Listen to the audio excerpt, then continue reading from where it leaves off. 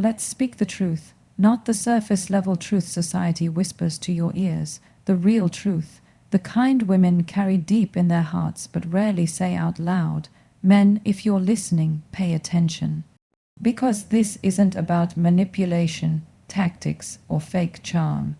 This is about understanding the heart of a woman who knows her worth and what she silently wishes you understood. So here are 7 things women secretly want, but rarely ever say. 1. A man who leads with certainty, not control. Understand this: confidence is attractive, but control is toxic. A woman doesn't want to be dominated. She wants to feel safe in your presence. She desires a man who leads with conviction, not one who controls out of fear. You think making all the decisions is attractive. No. What's attractive is your ability to lead with clarity while respecting her voice. That's power. That's masculinity rooted in maturity. A woman wants to be able to exhale in your presence, not brace herself. 2. Emotional intelligence over emotional avoidance. Women are emotionally intuitive. They can read the room before you even step into it, but what they crave is a man who doesn't run when feelings show up. Not a man who becomes silent, dismissive, or worse, emotionally distant. She wants to talk and feel heard, not fixed, to be understood, not managed, and yes, she notices when you choose distraction over dialogue. She may not say it, but she feels the void. Don't just be present, be emotionally available. 3. A man with depth, not just drive. Ambition is beautiful, but depth is rare. She loves that you're building an empire, but what makes her stay? It's how you treat the waitress, how you speak about your mother, how you handle loss, failure, or even silence. Depth is when you can sit in stillness and not need to perform. It's when your masculinity is quiet but undeniable. She wants a man who isn't just hungry for success, but is also grounded in values, introspection, and integrity. 4. Consistency that speaks louder than grand gestures. You bought flowers once. You made a big promise. That's nice, but what matters more? Your ability to show up daily in small ways. Women crave emotional consistency, the kind that doesn't get shaken by mood swings or distractions. If your energy is only loud when you're winning, but absent when life gets hard, she sees that. She wants to trust your patterns, not your potential. Let your consistency prove your intentions. 5. A man who listens without defending. You don't have to agree with everything she says, but you must hear her. Don't interrupt to defend yourself. Don't analyze her words to win an argument. Listen to understand. Listen to connect. Most women have had to minimize themselves to keep peace, but what they secretly want. A man who can hold space without ego. A man who says, I may not fully get it, but I want to understand you better. That's what builds intimacy. That's what makes her feel seen. 6. Protection that goes beyond the physical. You can fight for her in the street, but will you fight for her in a room full of doubters? Will you speak her name with honor when she's not around? Will you guard her reputation, her secrets, her spirit? Women crave safety, but not just the kind that comes from muscles. They want spiritual, emotional, and psychological protection. Can you protect her peace? Can you protect her from your own wounds? That's what separates a boy from a man. 7. A man who chooses her every day, not just when it's convenient. A woman doesn't just want to be wanted. She wants to be chosen every day, even when she's not easy to love, even when life is hard. She may not say it, but she watches how you behave when things aren't convenient. Do you check in on her when she's quiet? Do you stand by her when she's misunderstood? Do you pick her heart when her beauty is hidden beneath stress and fatigue? Love isn't a feeling, it's a decision. And she notices who chooses her in silence, not just in public. Men, don't wait for a woman to spell this out. Don't wait until she's walked away to finally understand what she wanted. What she secretly desires is not perfection, it's presence. Not performance, but purpose, not control, but care, not promises, but peace. If you want a high-value woman, Become a high-value man, because the woman you desire, she's not waiting for a prince. She's watching for a man who knows how to lead with heart, strength, and emotional wisdom. Not every man will hear this, but those who do, they'll never lose a good woman again. Let's get something straight right now. You are not for everyone, and more importantly, everyone is not for you. There comes a moment in your life when you realize that your energy, your presence, your loyalty, your time, those are privileges, not handouts, not public property, privileges. And when you start treating them that way, everything begins to shift. For too long, you've been accessible to people who don't honor you. You've answered calls that should have gone to voicemail. You've entertained conversations that were beneath your peace. You've kept doors open that should have been slammed shut years ago. And why? Because you were afraid of being mean, of being misunderstood, of being seen as too much, too distant, too cold. Let me tell you something. Protecting your space, your spirit, your standards, that's not cold. That's called self-respect. The problem is, too many people are walking around with open doors and broken hearts, giving out front row seats to people who don't even deserve to be in the building. You've got people in your life who drain you, who manipulate your empathy, who test your patience, who disappear when you need them most, and yet you keep letting them in. Why?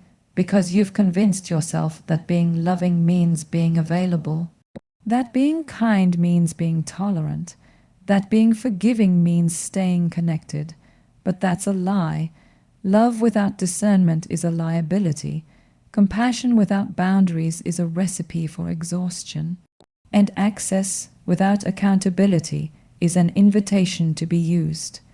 You cannot live a healthy, focused, fulfilled life if you're surrounded by people who constantly chip away at your confidence, your energy, your momentum. You can't keep growing while holding hands with people who refuse to grow. You can't elevate while staying tethered to people who want to keep you small. And the longer you delay the decision to guard your space, the more you're going to pay for it in stress, in burnout, in stagnation.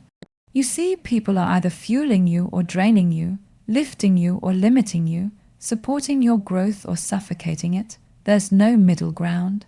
And when you keep people around just because of history, just because of guilt, just because you don't want to be rude, you're choosing their comfort over your peace, their convenience over your purpose. That needs to stop. You are allowed to evolve past people. You are allowed to grow in a direction they're not going. You are allowed to say, this version of me no longer fits with this connection. That doesn't make you heartless. That makes you healthy, because not everyone is meant to go with you into your next chapter. Some people were only meant for a season, for a lesson, for a version of you that no longer exists. And clinging to those connections out of obligation only delays your transformation. Now let's talk about access, because when I say not everyone deserves access to you, I'm not just talking about physical presence. I'm talking about emotional access, mental access, spiritual access. Who are you giving your energy to? Who are you letting influence your thoughts, your confidence, your identity? Who are you making space for in your heart, in your mind, in your daily decisions? If someone's presence makes you question yourself more than trust yourself, that's not access, they're trespassing. If someone constantly takes from you but never adds value, that's not a connection, it's a transaction.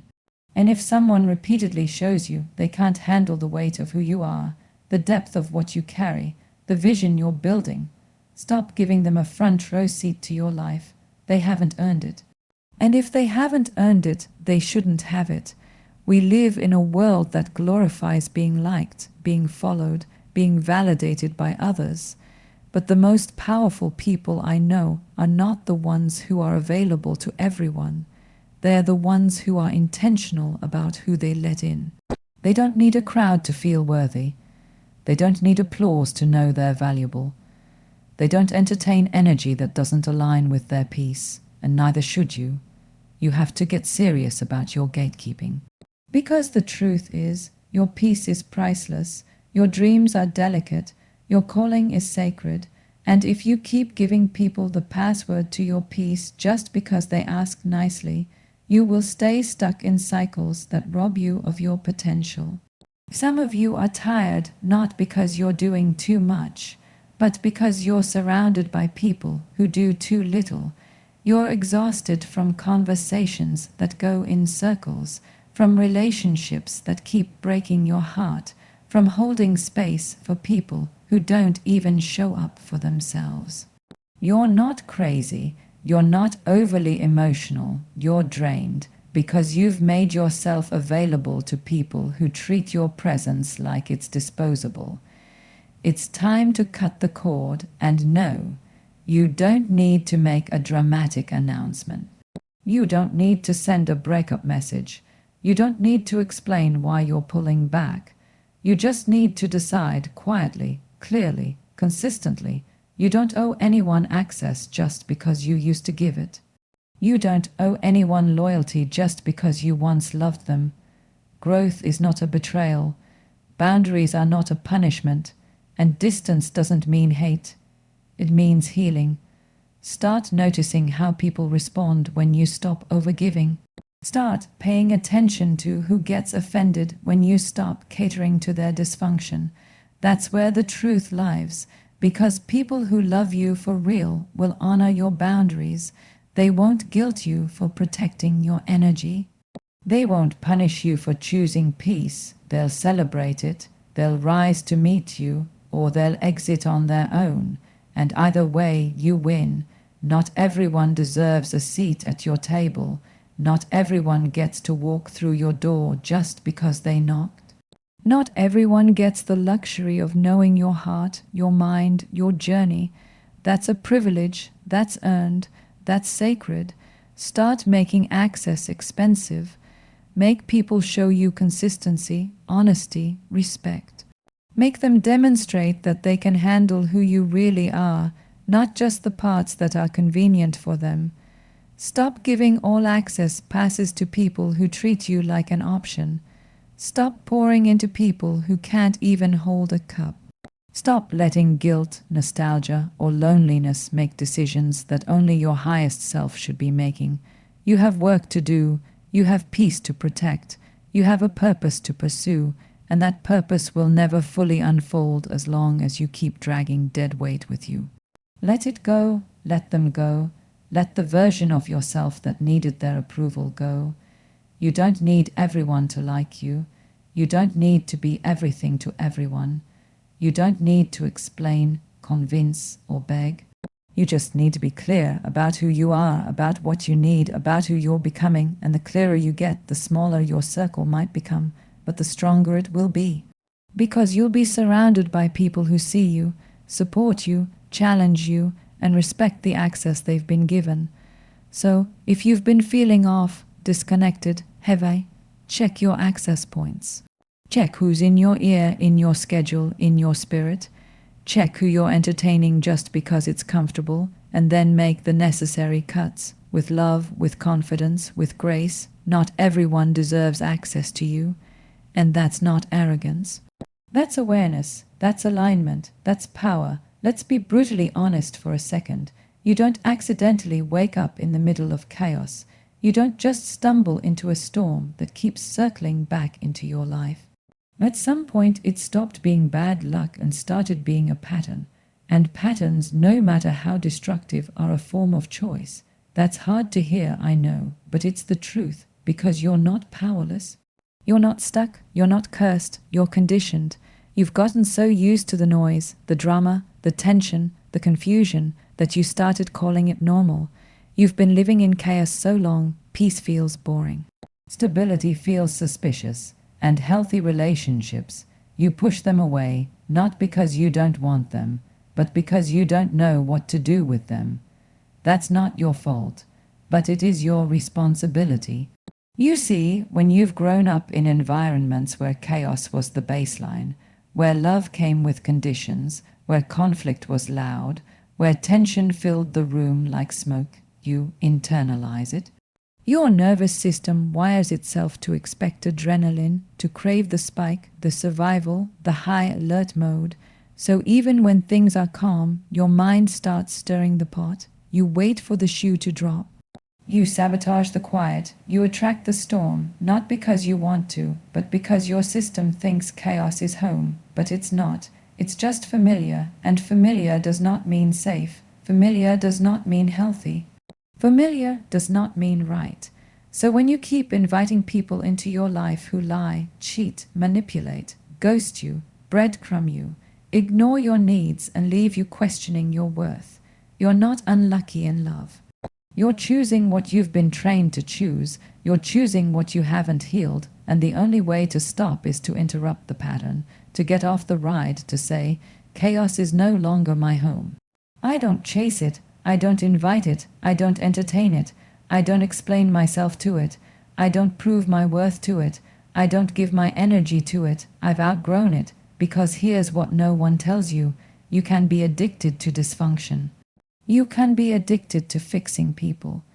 You can be addicted to emotional roller coasters, to the high of being needed, to the low of being abandoned, to the cycle of drama followed by temporary validation.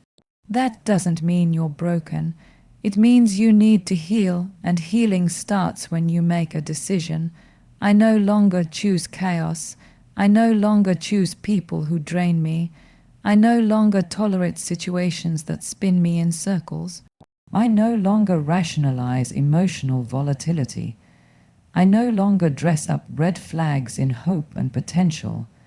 I no longer sacrifice my sanity to keep someone else comfortable. Because every time you say yes to chaos, you say no to yourself. You say no to peace, you say no to clarity, you say no to growth. You say no to the version of you that's trying to emerge, the one who finally knows her worth, who doesn't explain her boundaries, who doesn't apologize for needing space, who walks away when things stop making sense. That version of you, she's powerful, but she's quiet. She's not going to yell over the noise. You've got to choose her. You've got to silence the chaos long enough to hear what she's trying to say. And what she's saying is simple. This is not working. This is not healthy. This is not love. This is a loop. And I want out. But getting out means making uncomfortable choices. It means ending relationships you've held on to for too long. It means disappointing people who benefited from your dysfunction. It means becoming okay with being misunderstood. It means choosing boredom over breakdowns. It means building a life that doesn't need constant stimulation to feel alive. And that's hard, especially if you're used to mistaking chaos for passion. If you've equated unpredictability with excitement, if you've confused inconsistency with chemistry, but the truth is, real love is not chaotic, real peace is not loud, real healing doesn't come in the form of people who trigger your trauma and call it fate. So ask yourself, what do you keep participating in that steals your peace? Who do you keep allowing back in just because you miss the familiarity, even though you know they're no good for you? What patterns are you repeating that you swore you'd never touch again? What stories are you still telling yourself to justify staying in the storm? Because every minute you spend trying to fix chaos is a minute stolen from your own alignment, from your dreams, from your future, from the version of you that's waiting on the other side of that toxic cycle. And if you think choosing peace is weak, think again. It takes insane strength to walk away from the things you've normalized. It takes courage to sit in stillness and confront your own pain without distraction. It takes maturity to stop blaming everyone else and start asking, what do I need to unlearn? Who am I when I'm not performing? When I'm not rescuing, when I'm not reacting, because that's where your power is. Not in control, not in chaos, but in conscious choice. You can't build a life you love if you keep building it with bricks made from trauma. You can't move forward if every step is about proving your worth to people who benefit from your confusion. You can't grow into your purpose if every day is spent managing someone else's emotional mess. That's not your job. You're not a fixer. You're not a therapist. You're not a dumping ground for people who refuse to heal. You are a human being with limits, needs, and the right to peace. So today, right now, you make a decision. Chaos is a choice I no longer make. That means I don't respond to every text. I don't pick up every call. I don't explain myself to people who are committed to misunderstanding me. I don't chase closure from people who thrive on keeping doors half open. I don't lose sleep over people who sleep fine after disrespecting me. I protect my energy like my life depends on it, because it does. I choose environments that match my peace. I choose relationships that match my effort. I choose thoughts that align with my future. I choose habits that reflect my healing. I choose boundaries that protect my heart. I choose a life that doesn't require me to abandon myself to stay in it. And if that means fewer people around, quieter nights, more time alone, so be it. Silence isn't empty, it's full of answers. Space isn't lonely, it's healing. Distance isn't cold, it's clarity. Because when you stop choosing chaos, you realize how much of your energy was being spent cleaning up messes you didn't create, fixing people who didn't want to change, and proving your worth to people who couldn't see it. You get all that energy back, and with that energy, you build, you grow, you rest, you thrive. It's not going to be easy. You'll get tempted, pulled back, guilt, tripped. But every time you say no to chaos, you say yes to you. Every time you walk away from a storm, you walk towards stability. Every time you stop explaining your worth, you embody it.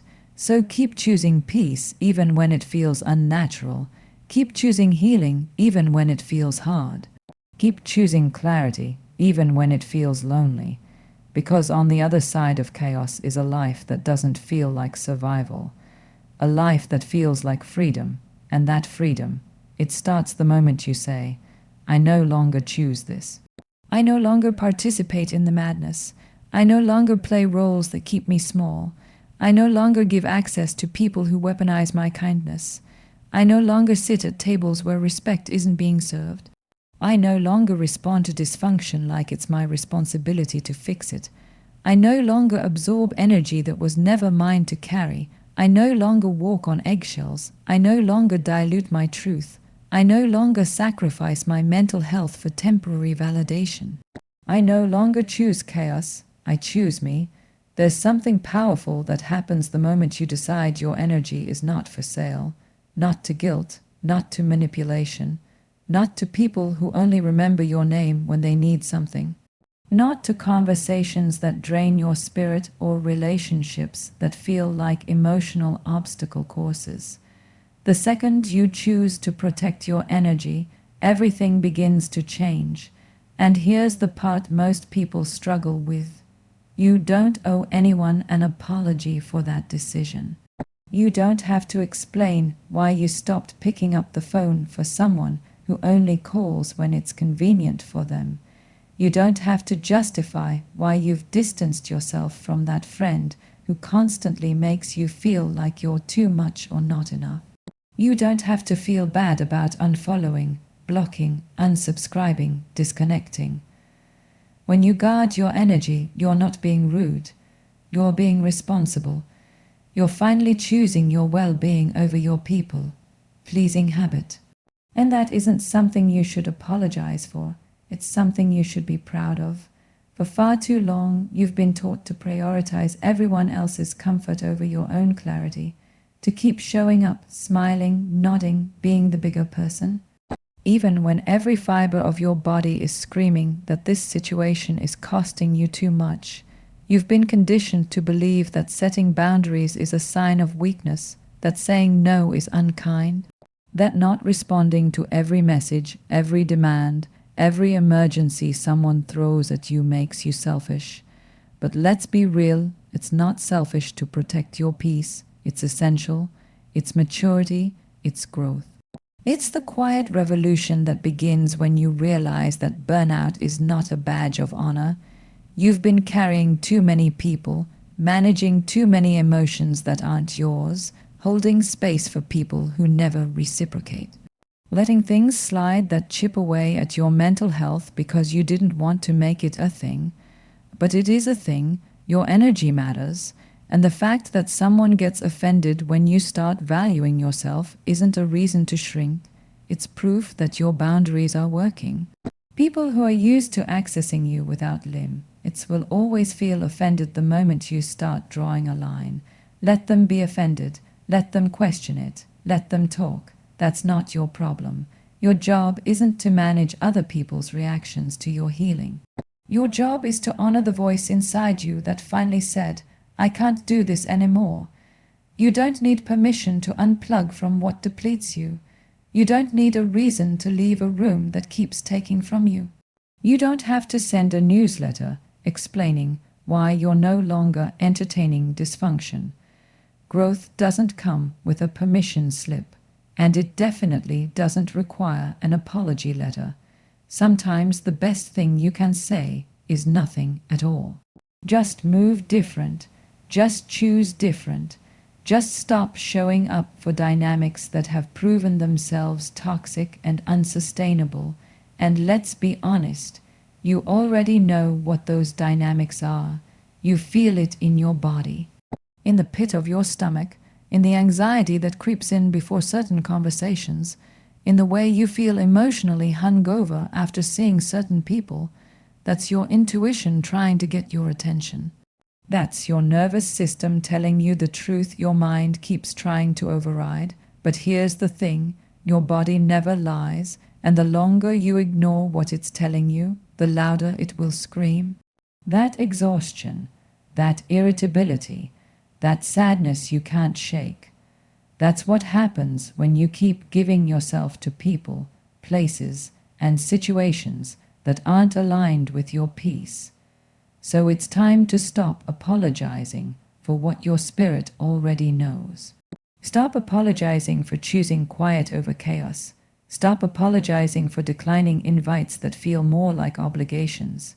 Stop apologizing for not picking up the phone every single time someone calls. You are not a machine. You are not a service provider. You are not responsible for saving people who refuse to save themselves. And the minute you let go of that illusion, you start reclaiming your energy. You start walking in alignment. You start healing. We live in a world that constantly demands access.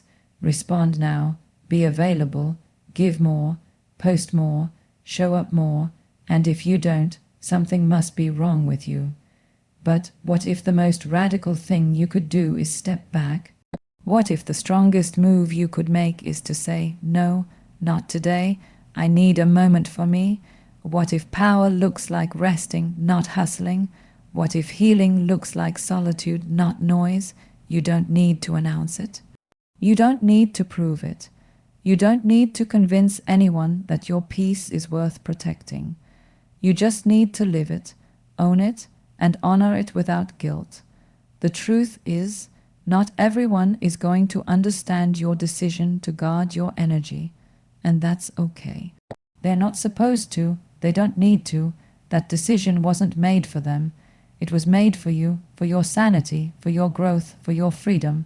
The people who love you, the ones who truly respect you, will get it. They will support your boundaries. They will celebrate your need for space. They won't question your silence. They won't make your healing about their inconvenience, but the ones who benefited from your lack of boundaries. They'll make noise, they'll call you cold, distant, changed. Let them. That noise is not your responsibility to manage. It's just resistance, and resistance is a sign that you're doing something right. You've done enough explaining, enough overcompensating, enough pretending you're fine when you're breaking inside, enough agreeing to things just to keep the peace. You don't have to keep playing small to make other people comfortable. You don't have to sacrifice your well-being just to keep a seat at a table that's never fed you. You don't have to keep giving the best of yourself to people who never earned it. Your peace is not negotiable anymore. So, if your energy has been off, your joy has been low, your spirit has felt heavy, it's time to take a good look at where your energy is going. Who's getting it? What are they doing with it? Are they pouring back into you or just draining you? Are they contributing to your peace or constantly disrupting it? Your life is a mirror of what you allow, and if you want difference, you have to move different. That starts by owning your right to protect your energy without apology. Let this be your permission slip to log off, to sit in silence, to say no, to take the long way home, to let the text sit unread, to skip the gathering, to go to bed early, to unfollow the account, to step away from the chaos.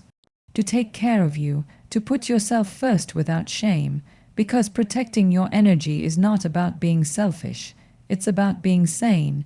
You've got one life, one mind, one nervous system, one chance to create a life that feels peaceful and purposeful. And every time you guard your energy, you're telling yourself, I matter, my needs matter, my peace matters, and I don't need anyone else's permission to honor that. I don't need validation for doing what's best for me. I don't need to shrink, apologize, or explain. I just need to choose me consistently, unapologetically, with love, with strength, with clarity, every single day.